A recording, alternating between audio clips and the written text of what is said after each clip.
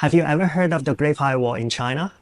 Is it true that when you touch down in China, you open Google Maps, WhatsApp, Instagram, and your phone suddenly turns into a very expensive calculator because nothing loads? Well, your fear could be real.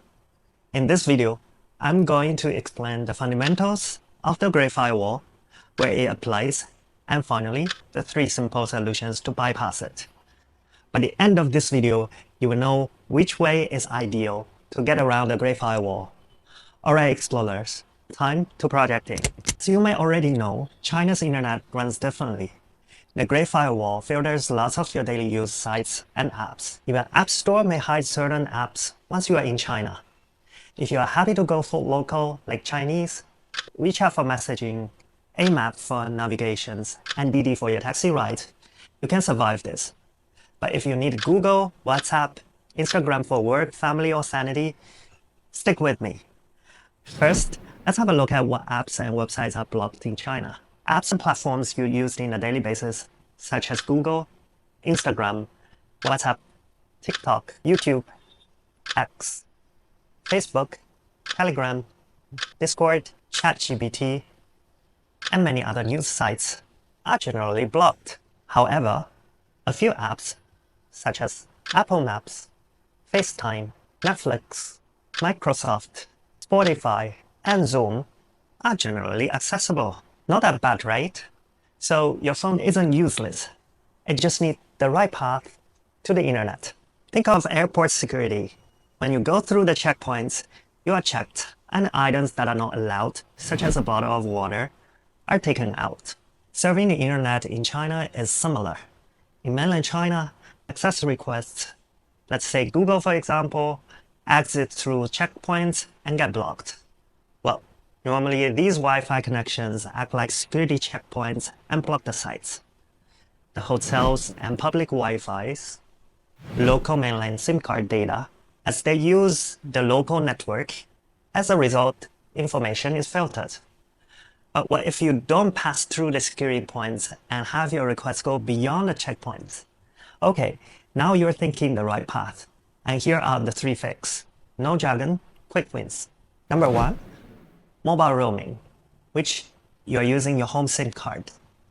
Turn on mobile roaming with your home SIM. Your phone stays tied to your home country carrier, which means your network is beyond the checkpoint, and all the blocked apps just work. The advantage of this is there's 0 setup required, and you can use your phone as usual. It is reliable for message and maps, which is great for short trips and emergencies. However, it is very costly. Roaming can be pricey, and your home carrier may charge a high price for roaming services. The speed varies. Some carriers are slower than others, and it is not ideal for long stay if you are on a short business trip or transit trip, or someone else who prioritizes convenience over cost. Then island at work type of travelers, this is the way to go. Roaming is like minibar snacks, super convenient but questionably priced. The second option is VPN. You don't need to understand how VPN works. Just think of it like this. A VPN is an app. Toggle it on, and your phone is beyond the security checkpoint. Boom, app open. Even though there are several VPN providers out there, I would personally recommend the ones that I've used, Astrio and Let's VPN. Astrio is a reliable service. However, the price package is a little bit high at $30 per month. Let's VPN is an ultra-simple, mobile-friendly, switch-on design.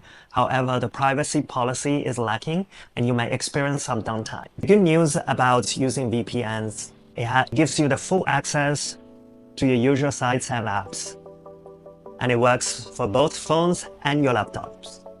However, using VPN in China is in a gray area.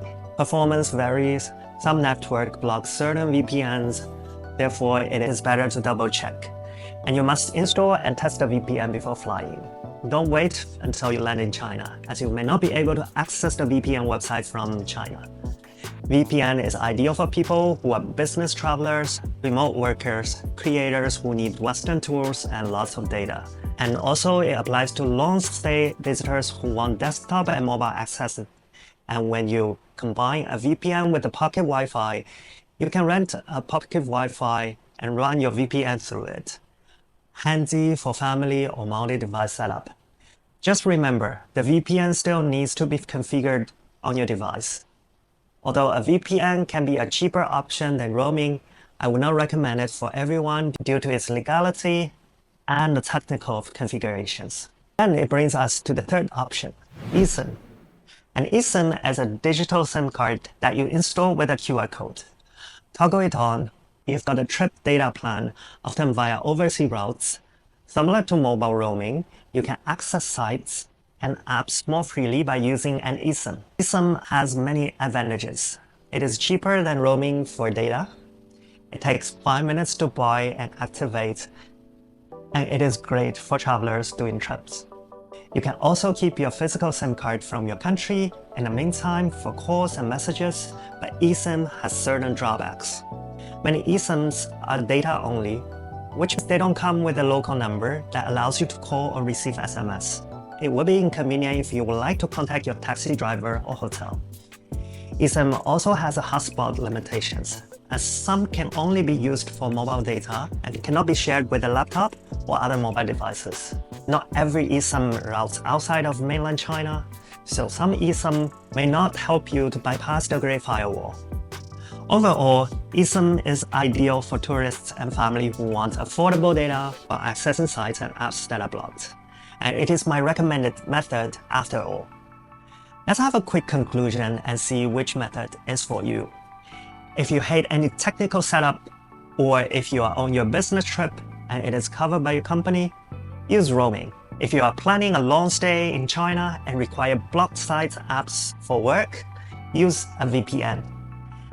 If you are traveling for leisure and looking for the best value for money, which I believe it applied to most travelers, choose eSIM.